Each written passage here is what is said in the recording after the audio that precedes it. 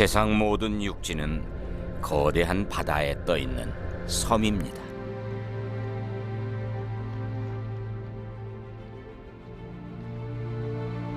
그래서 사람들에게 바다는 거대한 장벽입니다.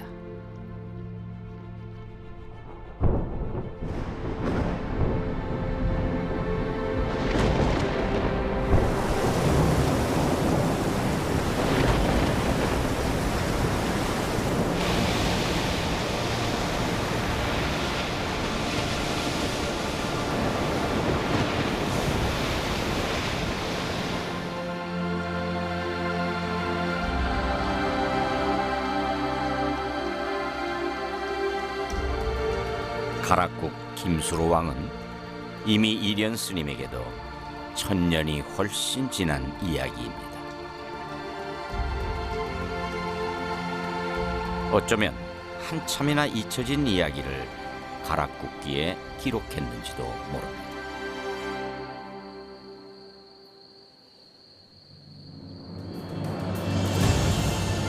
이때가 서기 1280년.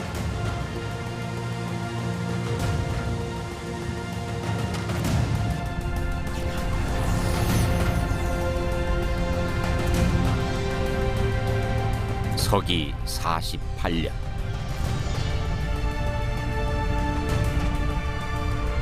멀고 먼 바닷길을 뚫고 이국적인 차림의 한 여인이 가야 땅에 발을 딛습니다.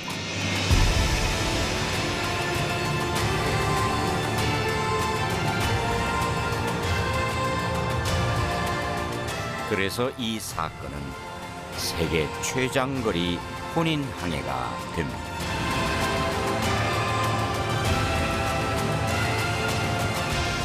그녀의 혼인길을 과학으로 추적해 봅니다.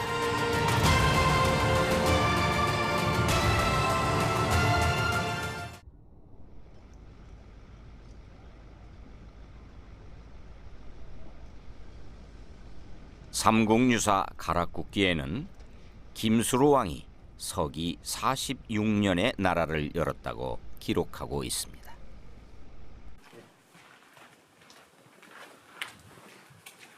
가야시조 김수로 왕과 허황후의 위패가 모셔져 있는 숭선전은 아직 공개된 적이 없습니다.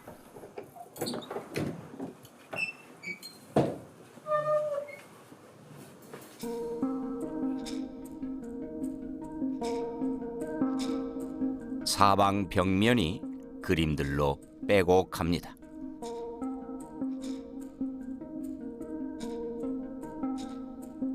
동쪽 중앙 벽면엔 조금 독특한 벽화가 있습니다. 용의 형상을 한 배, 용선입니다.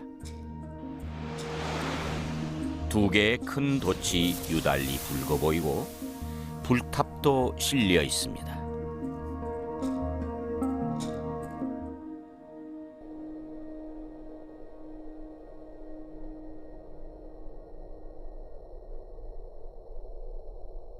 인도에서 왔다는 그녀의 영정에서 인도의 모습은 볼 수 없습니다.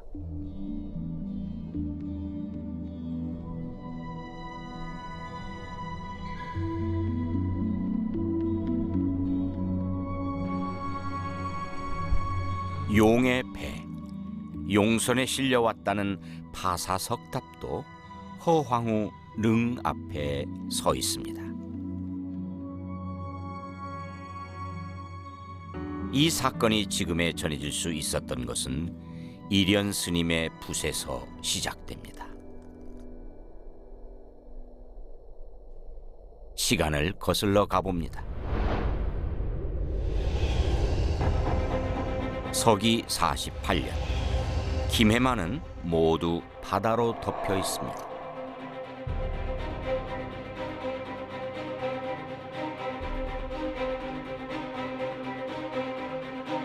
이른 아침부터 수로왕은 구간인 신하들을 모두 불러 모았습니다.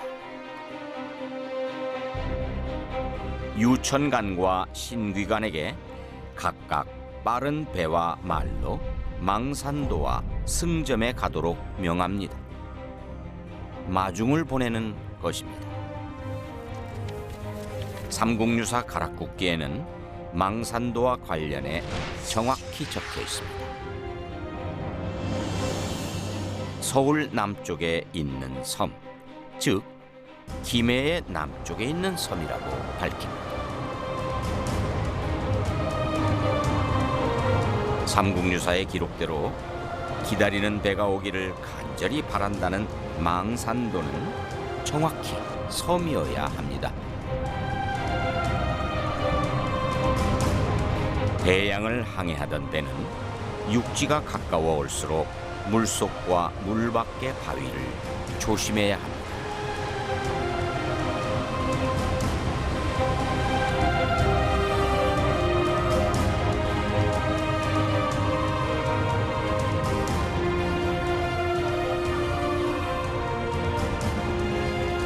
김해 평야입니다. 남쪽으로 시원스레 뚫려 있습니다. 한때 이곳이 바다였음을 짐작케 하는 것은 더 이상 없습니다. 평야의 북쪽 끝 부분에는 2000년 전 금관가야 가락국의 수도인 김해가 자리 잡고 있습니다.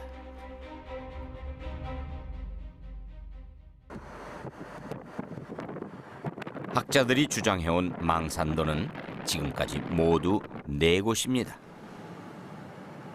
제작팀은 평야의 야트막히 솟아있는 산들까지 찾아내 삼국유사의 조건을 하나씩 대입해 보기로 했습니다.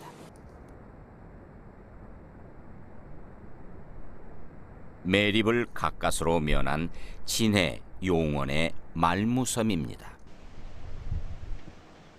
해수면에서 불과 3-4m 높이의 이 작은 바위섬을 두고 망산도라는 기념비가 서 있습니다. 가장 오래된 항공 사진을 보면 작은 바위섬 그대로입니다.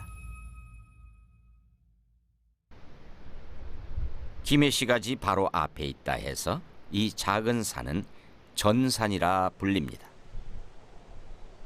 여기서 김해 중심부까지는 불과 1km 남짓입니다. 18세기 대동여 지도를 보면 이곳이 망산으로 표기되어 있습니다.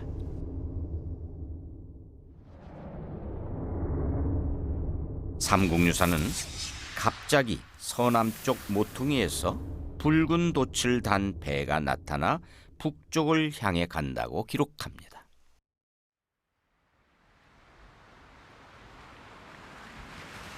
이를 풀면 망산도에서 관찰했을 때 배는 서남쪽에서 갑자기 나타나야 합니다.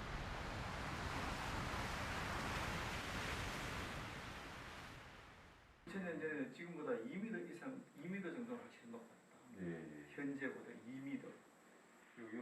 황상일 교수는 고 김해만의 지형과 해수면 변동을 연구해 왔습니다.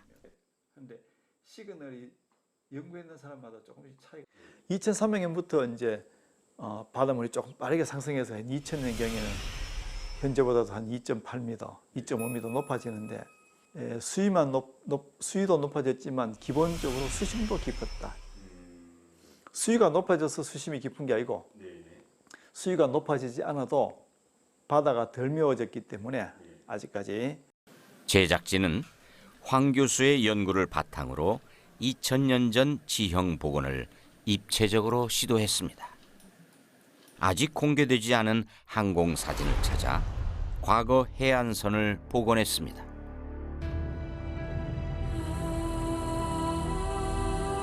그렇게 7개월여를 작업한 끝에 만들어진 그래픽입니다.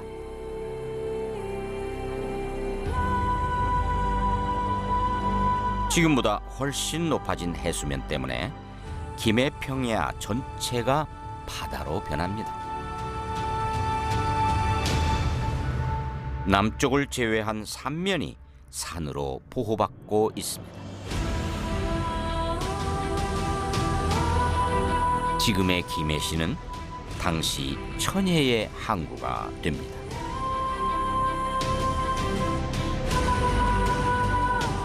이 2000년 전 지형으로 망산도를 다시 찾아 나섰습니다.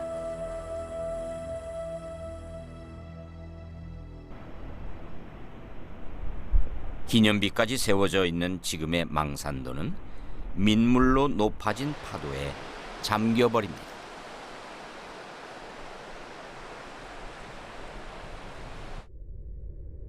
대동여 지도에서 망산으로 기록된 전사는 삼국유사의 서남쪽이 아니라 이미 남쪽에서 배가 목격됩니다.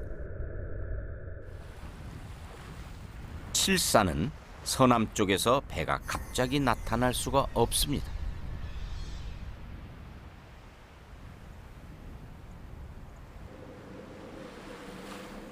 용망산은 그 당시에도 육지와 연결된 육지이지 섬이 아닙니다.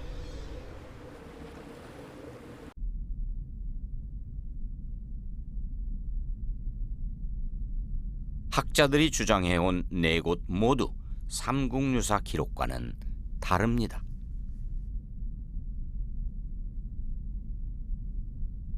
삼국유사의 방위에 정확히 맞아떨어지는 섬은 없는 것일까?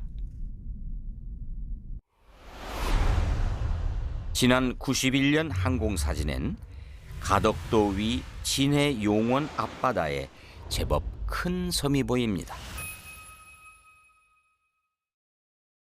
지금은 주변이 다 매립되면서 더 이상 섬이 아닙니다. 이곳에서 멀리 가덕도 서남쪽 모퉁이까지 보입니다. 삼국유사에 기록된 방위와 정확히 일치합니다.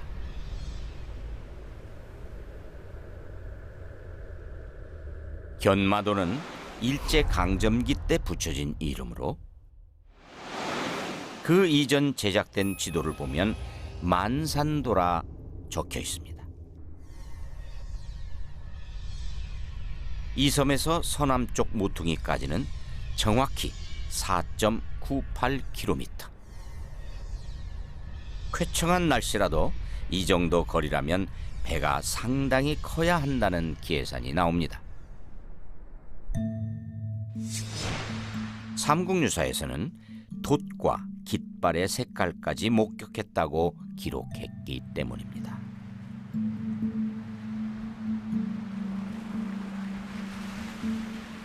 제작진은 당시 고대 인도 선박들에 대한 확인에 들어갔습니다. Hi, now can you see me? Okay. 인도 고대 항해술을 조사하고 있는 전문가를 만났습니다. In India, this time is early morning. 그녀는 지난 20년 동안 인도 문명 전파의 역사를 기록하고 있습니다. There were 4 kinds of colors which were recommended to be used. Like the masks were used were white painted. Some had red painted masks, and you could distinguish when you see a ship coming. You knew this is the white painted mask, so this is this type. There's a red painted mask, so this is a different type. So these are all very given in very details as to how the ancient Indian ship. 지난 2012년 김해 봉황동에서 흥미로운 선박의 유물이 발견됐습니다. 선실 사이를 막는 칸막이 유물로 배의 길이를 추산하자 대략 15m가 나왔습니다. 그 정도의 그 크기면 저희 가야에서 대마도 이끼섬 그 일본 큐슈로 갈 수 있는 그런 일본과의 교류를 충분히 가능할 뿐만 아니라 연안, 서해안, 남해안, 서해안 따라서 올라가는 연안 항해에도 충분히 활용이 가능한 규모의 그 배가 되겠습니다. 하지만 이 정도 선박으로 대양 항해가 가능했는지에 대해서는 의문입니다. 삼국유사에는 신하 부부와 뱃사공 15명 등 최소 40명이 타고 왔다고 기록돼 있습니다. 그리고 돌아갈 때는 뱃사공 15명에게 식량과 옷감 등을 실려 보냈는데 그 무게만 환산하면 최소 40톤이 나옵니다. 이 정도 무게를 싣기 위해서는 상당한 크기의 선박이 필요해 보입니다.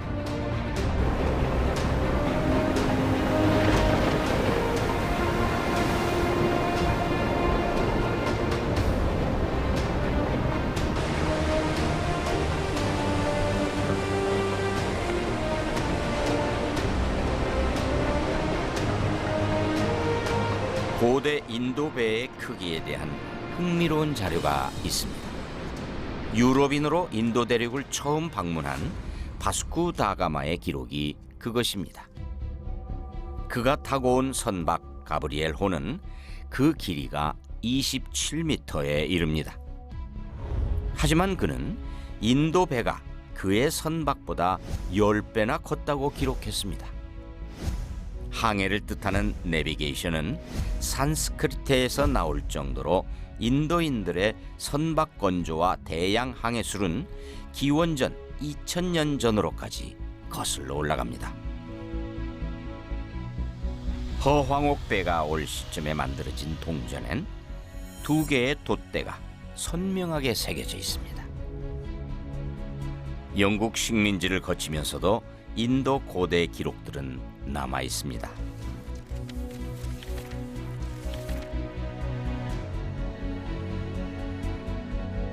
허황옥 도래시기와 가장 유사한 시점의 선박엔 2개의 돛이 유달리 큰 것이 특징입니다.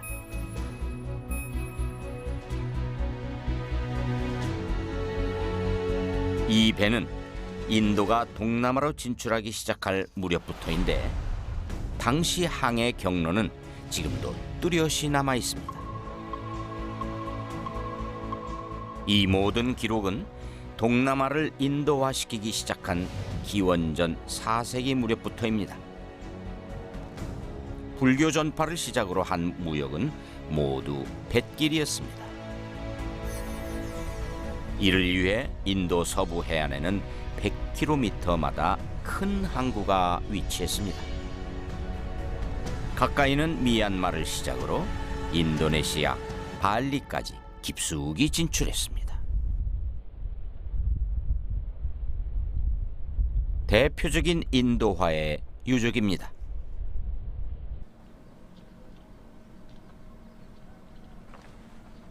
(19세기) 화산재에서 발굴된 이 사원은 불교 예술의 백미로 꼽힙니다. Even during those days, the navigation generally they used to make in the daytime. Because afterwards they started following the stars. People those days they had very good knowledge on the weather conditions. That day is celebrated with a number of festivals and traditions all over India.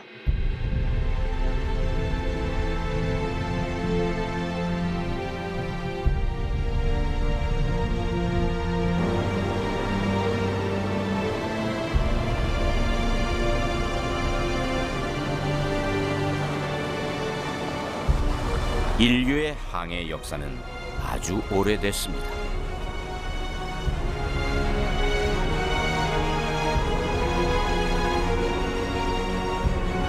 고대인들은 바람을 읽어 돛을 조정하고 태양과 별을 나침반 삼아 바다를 항해해 왔습니다.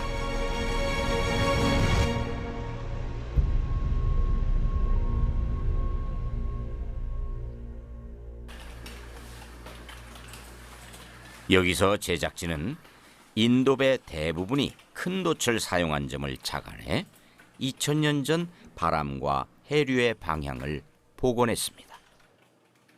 방법은 기상관측 자료 30년치를 매 월별로 평균했습니다.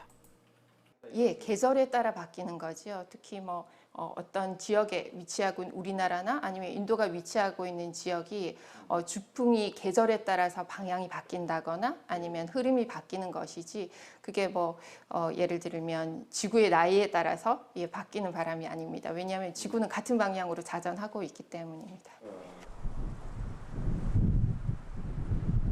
월별, 계절별 바람의 방향입니다.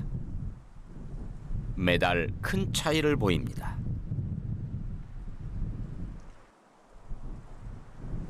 이 바람의 방향만 잘 읽는다면 항해에 큰 도움이 된다는 계산이 나옵니다.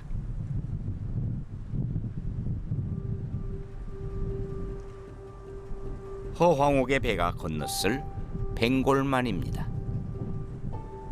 10월은 온화한 계절풍이 붑니다. 하지만 허황옥이 탄 배가 출발했을 계절인 6월은 남서풍이 무서운 속도로 붑니다. 동남쪽으로 가야 하지만 바람은 배를 북북동으로 밀어붙입니다.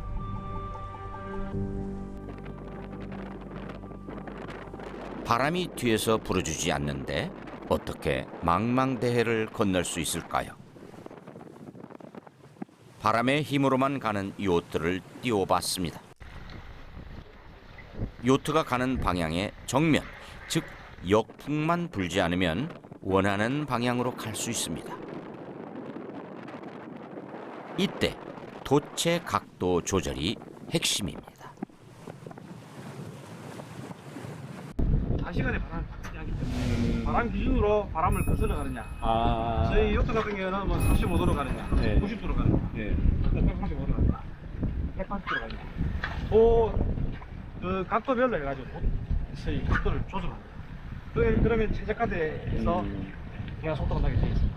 그게 일종의 이제 항해술이다, 그죠? 항해술.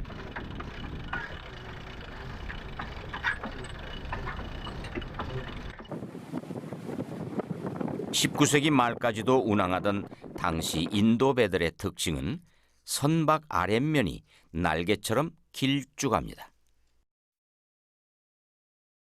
날개 모양으로 되어 있기 때문에 수면 아래에서 양력이 작용하거든요. 양력이 작용이 충분히 작용할 것 같습니다. 그래서 바람으로 거슬러 갈 수 있는 각도가 충분히 나올 것 같습니다. 바람을 잘 이용한다 해도 허황옥이 출발할 당시는 6월 초순. 초속 30m가 넘는 폭풍우 같은 바람입니다. 삼국유사는 이때 파도신의 노여움으로 다시 돌아가 파사석탑을 싣고서야 바다를 건넜다고 기록하고 있습니다.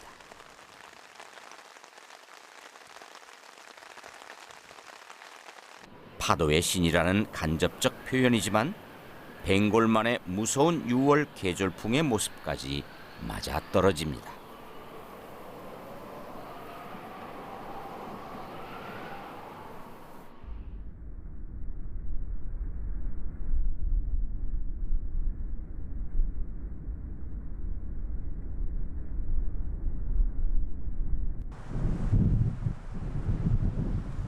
이때 싣고 왔다는 파사석탑은 그녀의 능 앞에 있습니다.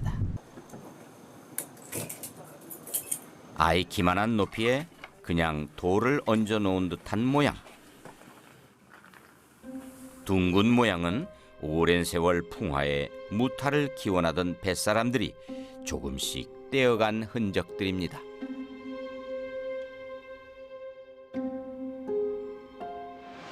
일현 스님은 이 파사석탑을 직접 보고 그 붉은색이 이 땅의 돌이 아니라고 기록했습니다.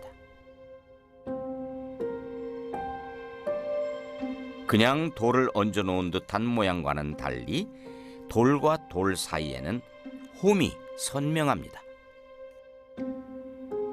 어떤 목적에 의해 만들어졌다는 것인데 붉은 돌 성분을 분석하자 삼국유사의 기록과 일치합니다.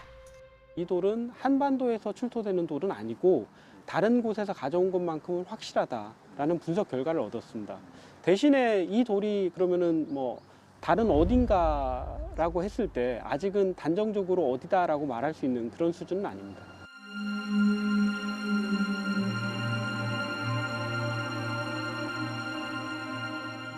마중 나온 신하를 향해 허황옥의 반응은 조금 차갑습니다.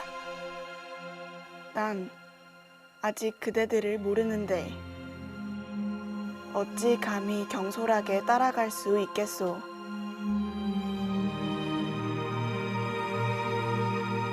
죽을 고비를 숱하게 넘긴 머나먼 항해에서인지 허황옥은 생각이 많았습니다.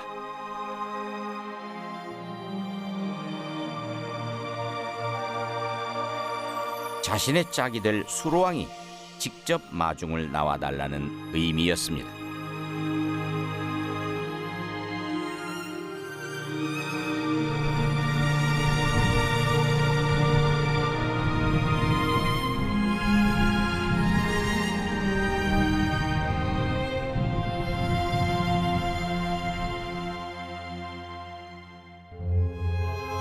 다음 날 허황옥의 뜻을 간파한 수로왕은 직접 배가 도착한 별포로 나왔고 둘은 임시 천막인 만전으로 들어갑니다.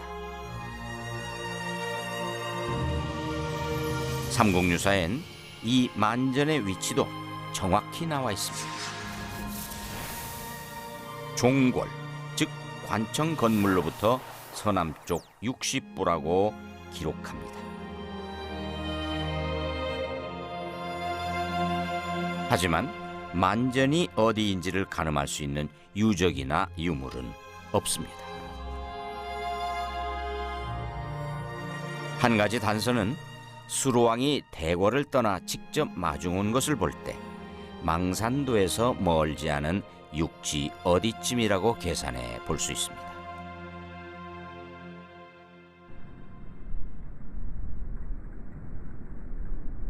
삼국유사는 그곳이 별포였다가 나중에 이름을 주포로 바꿨다고 기록하고 있습니다.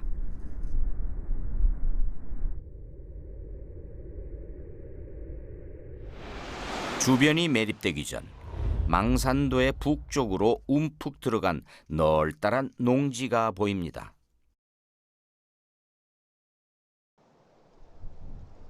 바다 매립이라는 개발 바람을 피할 수 있었던 이곳의 지명은 주포와 옥포 마을입니다. 하지만 이 주포 이름이 2000년 전 그대로인지는 알 수 없습니다. 그래서 제작진은 이곳 주변의 지형을 정밀하게 복원해 봤습니다.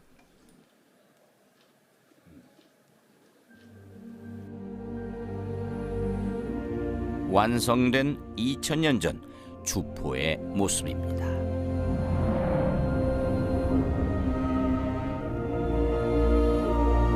움푹 들어간 만이 파도를 막아주는 천혜의 항구가 됩니다. 바닷물이 다 들어차도 깊숙한 곳엔 건물을 지을 수 있는 넓은 공터도 나타납니다.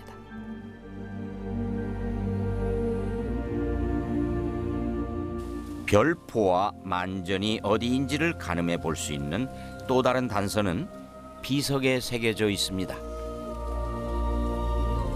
별포가 있는 산의 중앙과 골짜기 그리고 절벽에 각각 흥국사, 진국사, 신국사가 세워졌다고 나옵니다.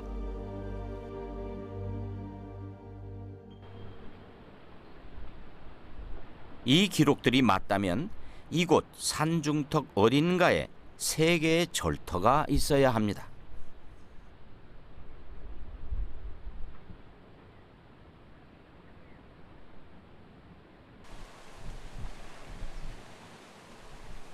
뒷산 서쪽 벼랑,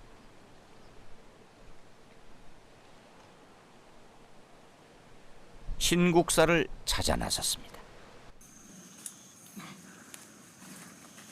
도명스님은 이 절의 기록들이 실제한다고 판단하고 지난 몇 년 동안 철터를 찾아다녔습니다.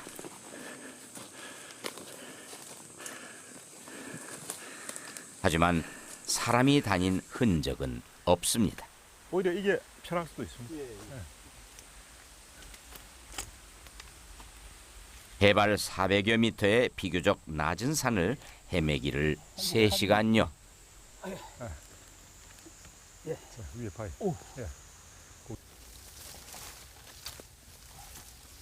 조리대들이 빈틈없이 앞을 가로막습니다.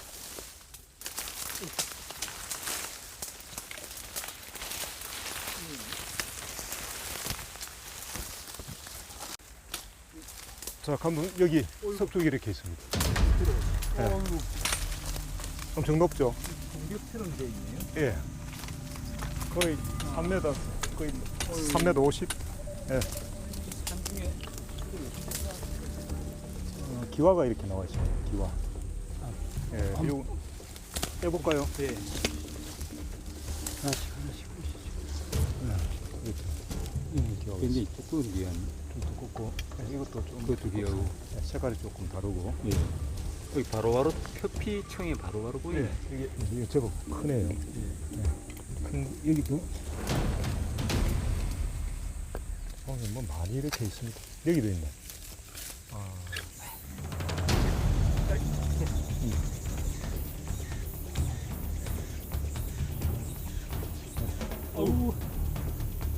어우, 제법 크다.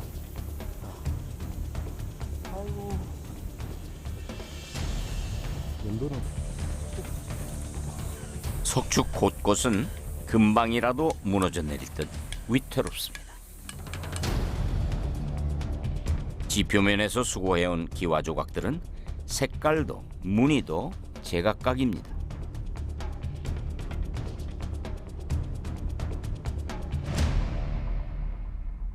요 기한은 확실하게 이제 조선 시대 기한을 할 수 있고, 요런 앞에 요런 기한은 이제 뭐 조선 초기 아니면은 뭐 고려 후기 이렇게 약간 좀 거쳐지는 시대라서 이 전체적으로 봤을 때는 고려 조선 시대의 기한인 것 같습니다. 예. 반대편 산의 한 지점을 불과 20cm 남짓 파내자 기와 조각들이 쏟아져 나옵니다.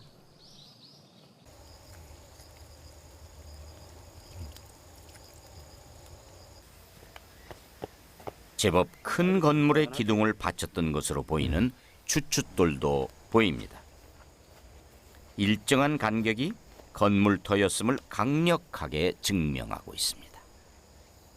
삼국시대까지 올려본다면 혹시 뭐 우리 가야 초기 성급합니다만은 가능성이 있는 거죠. 여기 보면 상당히 지역도 좋고 평탄하면서 산지 가람 중에서도 상당히 좋고 뭐 정면 3칸, 측면 2칸 정도는 뭐 충분히 나올 수 있고. 그리고 삼국유사는 합혼한 장소, 즉 만전을 세운 곳에 왕후사를 지었다고 기록합니다.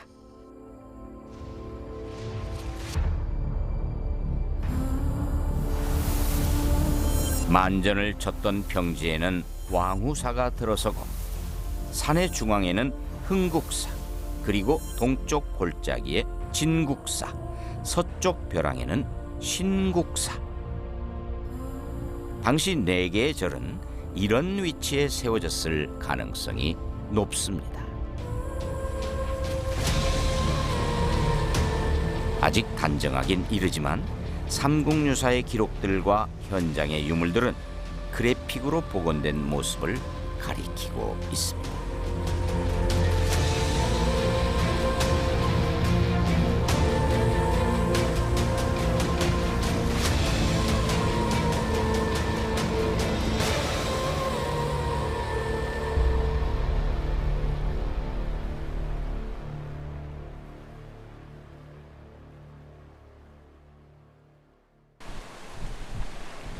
가야 땅에 도착한 허왕옥은 곧바로 수로왕을 만나지 않습니다.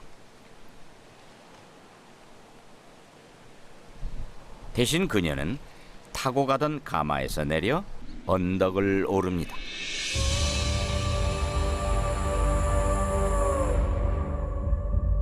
삼국유사는 그녀가 흰 비단 바지를 벗어 산신령에게 패백을 올렸다고 기록합니다.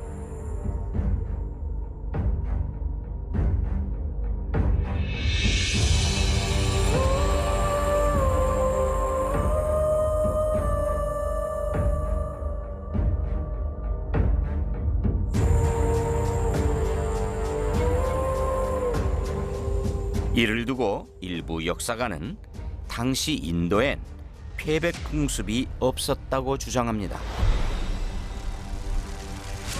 하지만 신들에게 바치는 가장 오래된 경전 리그베다 찬가에는 결혼을 앞둔 신부의 의식이 기록되어 있습니다.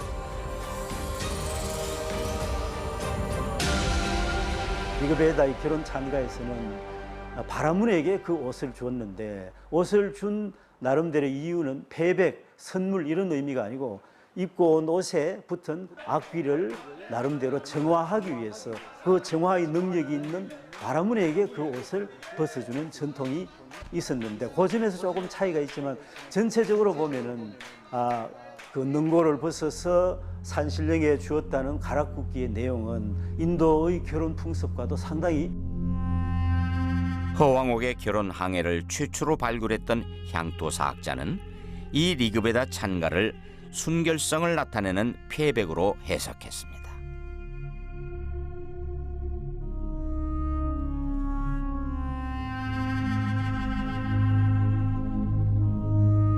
그날 저녁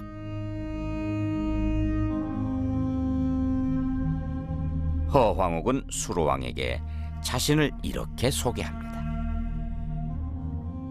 저는 아유타국에서 온 공주입니다.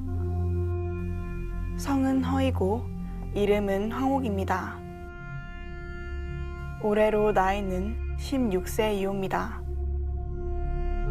이 아유타국은 7세기 현장 법사가 쓴 대당 서역기 이전에는 존재하지 않아 삼국유사의 기록이 허위라는 주장이 나옵니다. 하지만 이미 발음은 기원전부터 사용돼 왔습니다. 황정일 박사는 아유타와 유사한 발음만 10가지를 찾아냈습니다. 그 아유도야의 음력음을 우리가 본다면 제가 연구에 따르면 한 10개, 한자 표기는 한 14개 정도입니다. 그렇게 뭐 아유타, 아수사, 아비타, 아영사, 아유사, 뭐 기타 등등 해가지고 한 10개 정도 쓰고 그 쓰인 음력을 우리가 그 한적 경전을 추적해 보면 어느 시기에 그 용어가 쓰이는지 알 수가 있죠. 적어도 불전의 내용을 봤을 때는 기원전 6세기부터 부처님이 그쪽에 뭐 다녔다는 이야기들이 나오니까 그 시대부터 있었다고 우리가 이제 추정할 수 있고. 이후 아유타는 바닷길을 떠나 인도 불교가 동남아로 진출하면서 태국에도 베트남에도 그 이름이 등장합니다.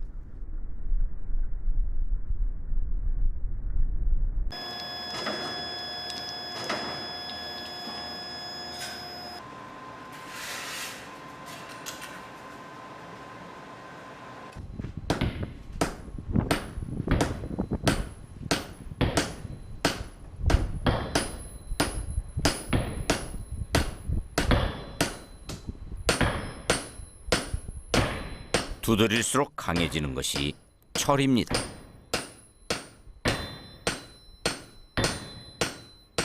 철은 곧 힘입니다. 철기를 다루는 방식이 뛰어났던 금관가야는 강력한 세력으로 떠오릅니다.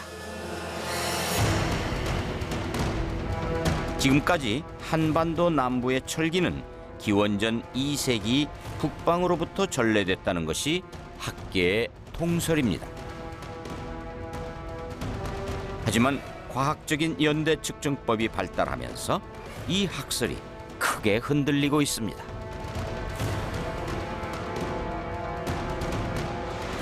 이 논문은 철기가 북방으로부터 전래됐다는 전제를 두면서도 출현 시기를 기원전 4세기로 앞당겼습니다. 그러니까 낙랑군 설치 기원전 108년과 무관하게 이미 이제 한반도 남부 특히 영남 지역 가깝게는 이제 부산 김해 지역에서 철기를 제작할 수 있었다라는 것을 증명해주는 그런 유적이기도 합니다. 호주 국립대에서 나온 한 논문입니다.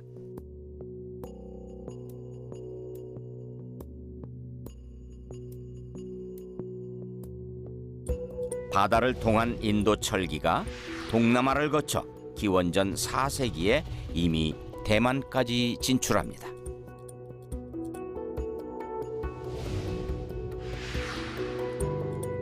그러면서 이동 방향은 기존 중국 방향이 아니라 필리핀과 대만으로 북상합니다.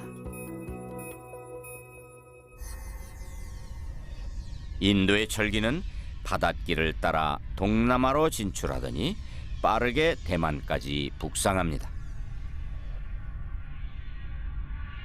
여기서 의문은 그 빠른 이동이 대만에서 멈췄을까입니다.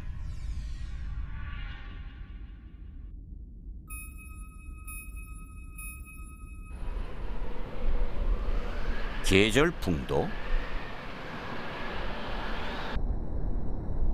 해류도 대만에서 가야로의 바닷길이 쉽게 연결될 수 있음을 보여주고 있습니다.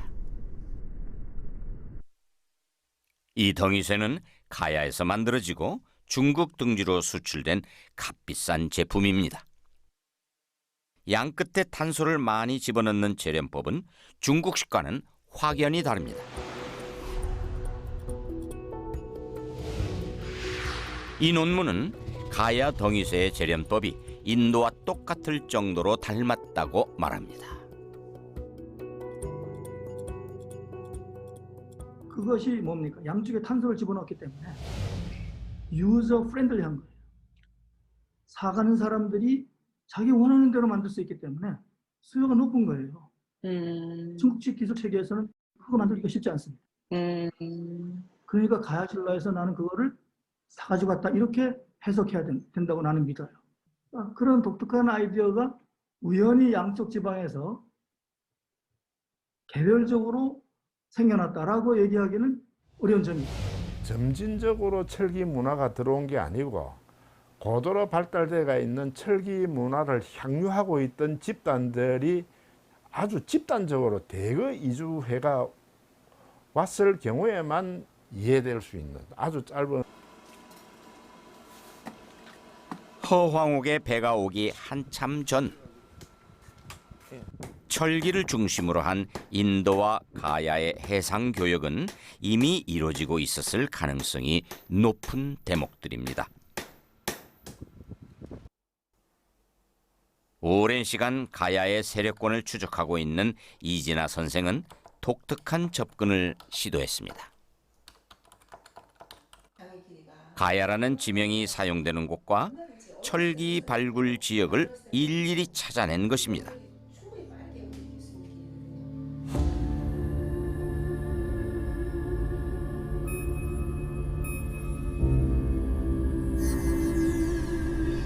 그 지역들을 선으로 연결했습니다. 말레카 해협을 지난 선은 세 갈래로 나뉩니다.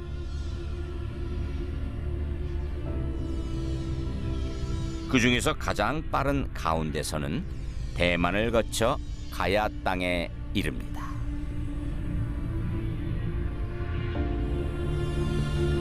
인도에서 가야까지 철기 해상 루트가 만들어지는 것입니다. 교역을 했던 회로를 그리고 있어요, 지도에다가. 그 노선상에 있습니다, 가야가 다. 네, 가야라는 이름에 지명의 흔적이 남아있는 것들이 그가 샤오춘 홍 박사가 얘기하는 철기 유물이 있고 그래서 이런 방향으로 움직였을 거다라는 그 노선하고 정확하게 일치하는 곳에 가야가 남아있고요. 당시 선박은 철기만 운송한 것이 아닙니다.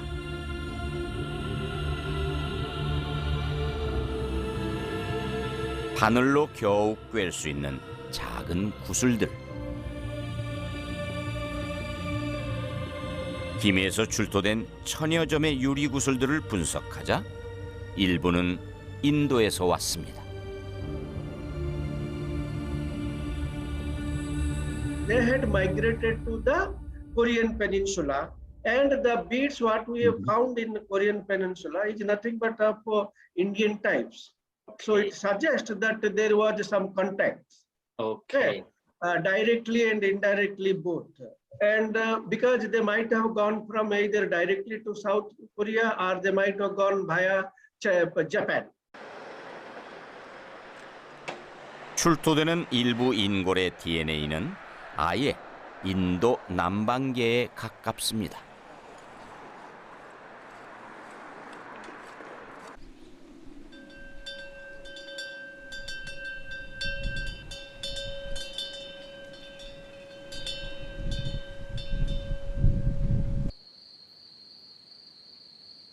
이련 스님이 집필한 삼국유사 가락국기는 불교의 또 다른 역사이기도 합니다.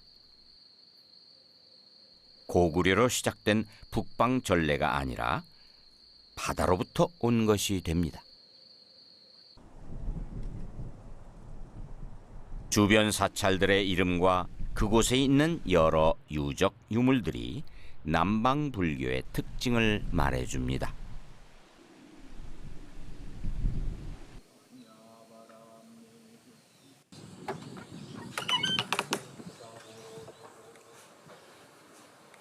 코브라 2마리가 부처를 지키는 이 조각은 인도 불교의 특징입니다.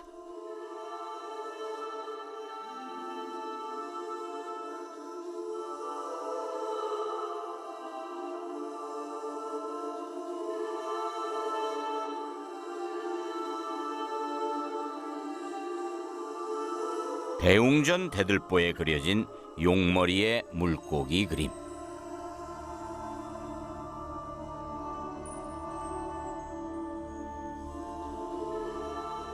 수로왕릉 앞에는 물고기 2마리가 마주보고 있는 쌍어 문양이 있습니다. 우리네 맷돌같이 생긴 이 돌은 힌두교에서 다산을 상징하는 상입니다. 시바의 이제 남근, 예, 남근. 성을 상징하는 아, 거죠. 그래 생겼습니다. 여기는 이제 그 여성, 예. 여성이 이제 여성성을 상징하는 예. 요니와 링가, 예. 링가라고 하기도 하고 링감이라고 하는데 예. 여기 이제 인도에 가보면 예. 이렇게 이제 두 개가 합의를 돼가지고 그렇네. 예. 그래서 이제 신성하게 돌로 모신 곳도 있습니다. 지금 비행기와 같은 배로 백기를 따라서 왕성했던 그 무역 활동이라든지 문화의 어떤 교류사를 볼 때는 인도 문화와 더불어 불교가 전래되었을 충분한 가능성을 우리가 유추해 볼 수 있습니다. 서기 48년 6월 한 척의 배가 벵골만의 험한 바닷길을 뚫습니다.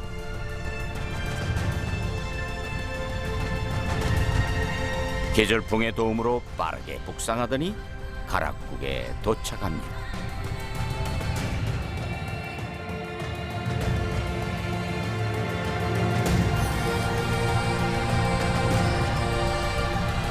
그리고 허황옥 일행과 작별한 배는 다니던 그 바닷길을 따라 고향으로 돌아갑니다.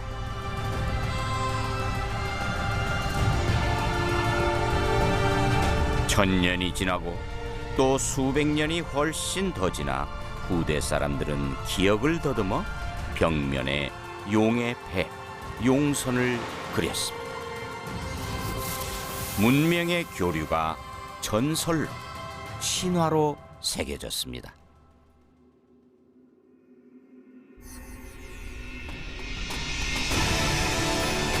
만전에서 이틀 밤을 보낸 허황옥은 일행들을 배웅한 뒤 수로왕을 따라 대궐인 홍황대로 향합니다.